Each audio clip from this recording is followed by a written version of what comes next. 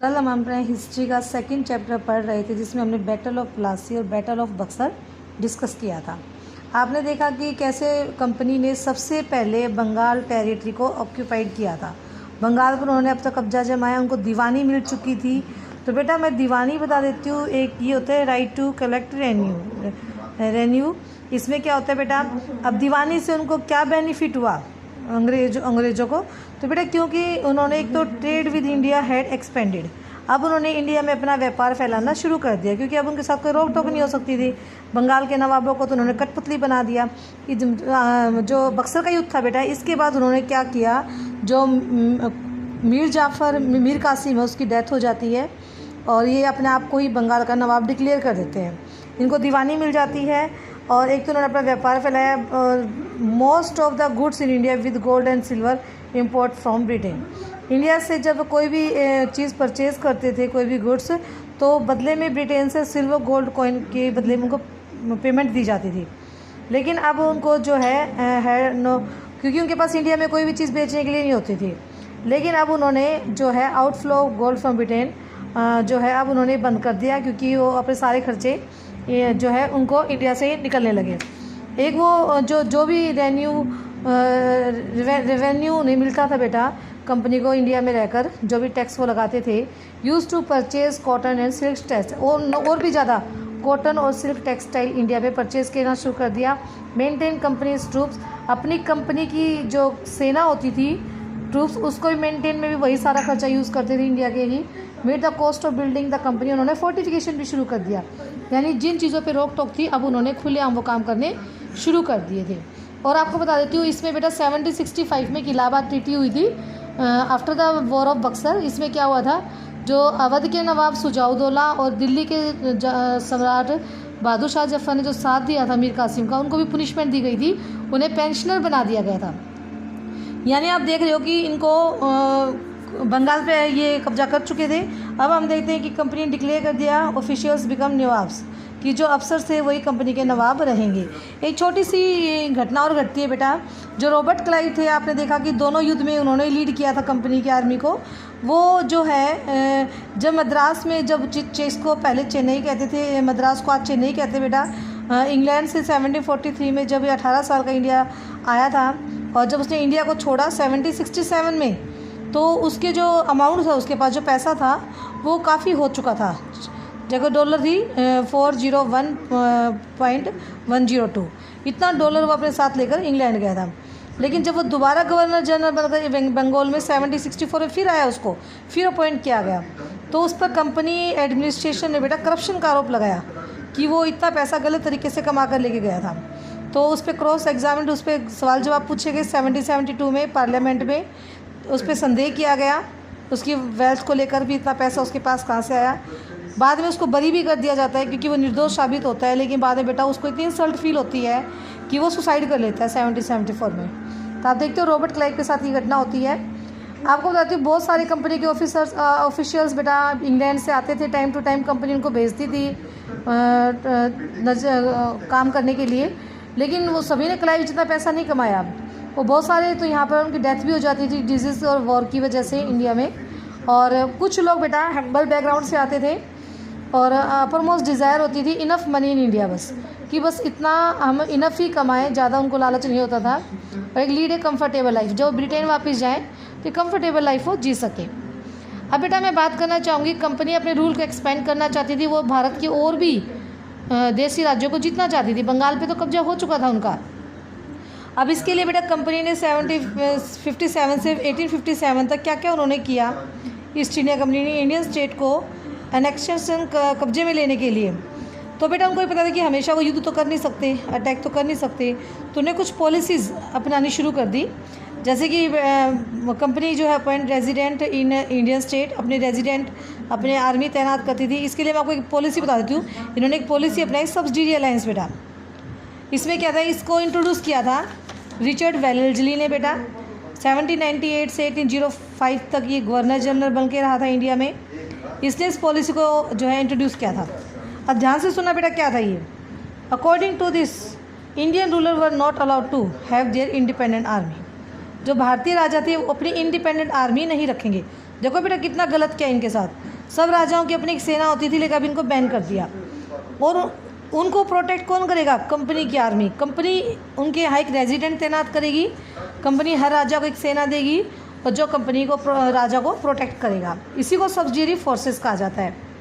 और कंपनी ने बेटा ये भी उसे ये भी कहा कि जो इंडियन रूलर हैं वो किसी भी यूरोपियन से कांटेक्ट नहीं रखेंगे, जैसे फ्रेंच, डच, पुर्तगाली, सिर्फ ईस्ट इंडिया कंपनी से उनका कांटेक्ट होगा। साथ में ये भी कहा कि Indian ruler fail to make the payment, और जो उन कंपनी की जो आर्मी है उसको जो पेमेंट करेंगे वो इंडियन रूलर करेंगे। अगर वो कंपनी को आर्मी को पेमेंट नहीं देते, सैलरी नहीं देते, तो their territory was taken away, penalty. तो पेनल्टी के तौर पे उनका साम्राज्य छीन। देखो ये तो बेटा कितनी उन्होंने चालाकी से एक पॉलिसी अपनाई कि हर इंडियन रूलर कंपनी की सेना को रखेगा, उसका खर्चा उठाएगा। तो ज़बरदस्ती उन पर फोर्स की गई थी। The nawab Awadh was force to give their half of the territory. Company ने 1801 में अवध के नवाब को फोर्स किया कि अपना आधा राज्य वो कंपनी को दे दे, क्योंकि वो फेल हुआ है, उससे सब्सिडियरी फोर्स कंपनी को पेमेंट नहीं दी, उसको मजबूर किया गया। अब बेटा ये देखो उन्होंने अवध को ऑक्यूपाई कर, अभी तो किया नहीं लेकिन आधा ले लिया, आधा अब देखते हम कैसे करेंगे। तो एक ये पॉलिसी उन्होंने, युद्ध नहीं, यहाँ पे कैसे काम किया। अब हम करते हैं मैसूर की बात बेटा। मैसूर जो कर्नाटक में देखते हो आप, जिसको एट प्रेजेंट आप कर्नाटक बोलते हो, ये वहाँ पर होता था। टाइगर ऑफ मैसूर यहाँ पर टाइटल है, ये टीपू सुल्तान को बोला जाता है बेटा। ये टाइटल ये टीपू सुल्तान के लिए टाइगर ऑफ मैसूर, मैसूर का टाइगर। क्यों बेटा? क्योंकि टीपू सुल्तान एक ब्रेव और एक बहुत ही पावरफुल किंग रहे हैं, जो अंडर द लीडरशिप इनके हैदर अली इनके फादर थे बेटा। 1761 से 1782 तक तो हैदर अली ने रूल किया है, और उसका फेमस सन जो टीपू सुल्तान हैदर अली का बेटा, उससे 1782 से 1799 तक रूल किया है। और ये जो है मालाबार कोस्ट पे बेटा इनका साम्राज्य पड़ता है, केरला के पास बिल्कुल। और जो कंपनी परचेज करती थी, पेपर होता है बेटा, जैसे कि कार्डामोम होता है, मसाले, और वहाँ पे मिर्च और इलायची। टीपू सुल्तान जो है बेटा उसने क्या किया, सैंडलवुड चंदन की लकड़ी के लिए फेमस थे, जो कंपनी के साथ व्यापार था स्टॉप कर दिया, एक्सपोर्ट जो है बंद कर दिया कि वो कोई भी एक्सपोर्ट नहीं करेगा ब्रिटेन में, ना तो कार्डामोम का, ना सैंडलवुड का, और ना पेपर, कोई भी चीज़ अपनी मैसूर की इंग्लैंड में नहीं जाने देगा। और उसने लोकल मर्चेंट्स को भी डिसअलाउ किया, उनको भी मना कर दिया, कोई भी कंपनी के साथ व्यापार नहीं करेगा। और उसने क्या किया, फ्रांसीसियों के साथ अच्छे रिलेशन बनाए, जिससे कि वो तो चाहते थी, कंपनी चाहती थी कोई भी इनसे रिलेशन आप रहे, उन्होंने बनाए। तो यानी कि कंपनी जो है वो फ्यूरियस का भी सबकी नज़र से देख रही थी। हैदर अली टीपू सुल्तान का एम्बिशियस, महत्वाकांक्षी, एरोगेंट जो है, अहंकारी और डेंजरस, अपना सबसे बड़ा दुश्मन मानती थी, खतरा मानती थी। तो उसने क्या किया बेटा, उनको क्रस्ट कंट्रोल, उनको पावर को कुचलने के लिए, उनको कंट्रोल करने के लिए उनके साथ 4 युद्ध लड़े। 2 तो हैदर अली के साथ हुए हैं और 2 टीपू सुल्तान के साथ। फर्स्ट वॉर हुआ था Mysore angle first famous war 1767 से 69। फिर दूसरा 1780-84, ये भी हैदर अली अंग्रेज़ों के बीच हुआ था। बाकी 1790-92 में तीसरा वॉर हुआ था टीपू सुल्तान और अंग्रेज़ों के बीच। और 1799 में लास्ट वॉर था बेटा, ये श्रीरंगपट्टनम जो मैसूर की कैपिटल है वहाँ पर लड़ा गया था। और टीपू सुल्तान के बेटों को, 2 बेटे थे उसके, होस्टेस बंदी बना लिया और टीपू सुल्तान को मजबूर होकर सरेंडर करना पड़ा और श्रीरंगपट्टनम की राजधानी को बचाते हुए वो मारा जाता है। इस प्रकार देखिए उन्होंने मैसूर पे भी जो है कब्जा कर लिया। तो आप देख रहे हो अंग्रेज यहाँ आए थे व्यापार करने, और कैसे वो अपना टेरिटरी जो साम्राज्य फैलाने में लगे हुए, कैसे वो हमारे देसी राजाओं का जो है लगातार इंसल्ट कर रहे हैं उन पर। अब उन बात आती मराठास, ये साउथ में है बेटा, ये भी साउथ का था अपना। 7th में आप इंडिया का मैप करते हो, जो महाराष्ट्र आप जिसको बोलते हो, ये मराठास वहाँ पर रूल करते थे बेटा। लेट 18th सेंचुरी में कंपनी जो है बेटा डिस्ट्रॉय मराठा पावर। और लेकिन जो पानीपत की तीसरी लड़ाई हुई थी ईस्ट इंडिया कंपनी और मराठों के बीच, उससे दिल्ली पर जो है Maratha dream ruling from Delhi was shattered, उनका सपना टूट गया था। और वो जो मराठा है वो डिवाइडेड इनटू मैनी स्टेट्स, कई स्टेट्स में बटे होते थे। डायनेस्टिक्स बहुत सारे रूल करते थे, जैसे कि वहाँ पे सिंधिया, होलकर, गायकवाड़, भोसले, ये फैमिली रूल करती थी। इनके चीफ होते थे, उनको बेटा पेशवा कहा जाता था, उनके मंत्रियों को पेशवा कहा जाता था। और जो effective military and administrative head based in Pune, इनका जो मेन बेस्ड जो हेड होता था वो पुणे में होता था। महाजी, सिंधिया और नाना फडणवीस ये फेमस मराठा सोल्जर रहे हैं। अंग्रेज़ों ने मराठा को भी अपने अंडर में लेने के लिए उनके साथ भी जो है युद्ध किए। जो फर्स्ट वॉर है बेटा वो 1782 में मराठों के साथ हुआ था, लेकिन ट्रीटी ऑफ सालबाई एक संधि हुई थी एक दोनों के बीच समझौता हुआ था, उसके बाद ये युद्ध फर्स्ट वॉर ख़त्म हो गया था, लेकिन कोई क्लियर विक्ट्री नहीं हुई थी। सेकंड मराठा वॉर हुआ था बेटा 1803 और 05 तक लड़ा गया था, और इसमें भी जो है ब्रिटिश को है उड़ीसा और जो कुछ नॉर्थ यमुना रिवर के आसपास का जो है एरिया अंग्रेज़ों को मिल गया, दिल्ली। और थर्ड एंग्लो मराठा वॉर है बेटा 1817-19 में लड़ा गया था, और इसमें पेशवा को हटा दिया गया, उन्हें बिठूर, कानपुर में एक बिठूर है वहाँ पर भेज दिया गया और पेंशन पर रखा गया। यानी अभी नाम के चीफ रह गए थे, ये पपेट हो गए थे अंग्रेज़ों के, अंग्रेज इनको पेंशन देते थे हर महीने, और इनका अपना साम्राज्य इन्होंने भी कब्जे में ले लिया। प्रामाउंसी बेटा एक पॉलिसी और इन्होंने की, प्रामाउंसी होता है सर्वोच्चता की नीति बोलते हैं बेटा इसको।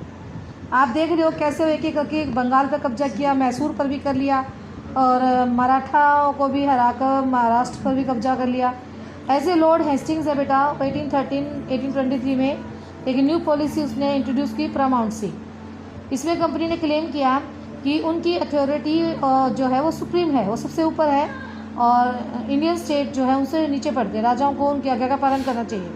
अगर प्रोटेक्ट इंटरेस्ट, अगर अपने वो किसी भी को भी जो है कब्जे में इंडियन किंगडम को जो है एनेक्सिंग कर सकते हैं, धमकाते भी थे, उनको डराते भी थे, मतलब अपने आप को सुप्रीम मानने लगे थे। लेकिन बेटा बहुत सारे ऐसे थे जिन्होंने अनचैलेंज्ड जो है नहीं गया उनका, जैसे कि एक स्मॉल स्टेट पड़ता है कर्नाटक में कित्तूर, अंग्रेजों ने जब इसको अनेक्स करने की कोशिश की कब्जे में लेने की, तो वहाँ की एक रानी है चेन्नम्मा। देखो बेटा उसने अंग्रेजों की सुप्रीम पावर को नहीं माना, उसने एंटी ब्रिटिश रेसिस्टेंस विरोध किया, मूवमेंट चलाया, लेकिन उसको 1824 में अरेस्ट कर लिया और जेल में 1829 उसकी डेथ हो जाती है।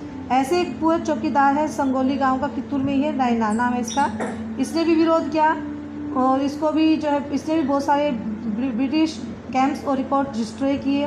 बाद में उसको भी पकड़ लिया गया और उसको फांसी दे दी गई 1830 में। यानी प्रामाउंसी अपने आप को सर्वोच्च मानते थे, लेकिन ऐसा नहीं है, बहुत सारे लोगों ने इनकी पावर को चैलेंज भी किया, जैसे रानी की चेन्नम्मा और नायना। बेटा अब देखते हो, अब इनकी नज़र थी पंजाब पर, ये साउथ पे तो इन्होंने कर लिया, अब नॉर्थ वेस्ट पे थी। एक तो ये रूस को अपना सबसे बड़ा खतरा मानते थे, क्योंकि रूस अपने एक्सपेंड करता जा रहा था, तो इन्होंने सोचा कि रूस को पहले में नॉर्थ वेस्ट पे अपना करना चाहिए। तो इन्होंने सबसे पहले लंबा वार अफगानिस्तान के साथ चला इनका प्रोलॉन्ग्ड वॉर 1838-1842। इन्होंने अपना इनडायरेक्ट रूल, कंपनी ने अपना रूल इस्टेब्लिश कर लिया। फिर सिंध को इन्होंने 1843 में सिंध को कैप्चर किया, टेकन ओवर किया उस पर।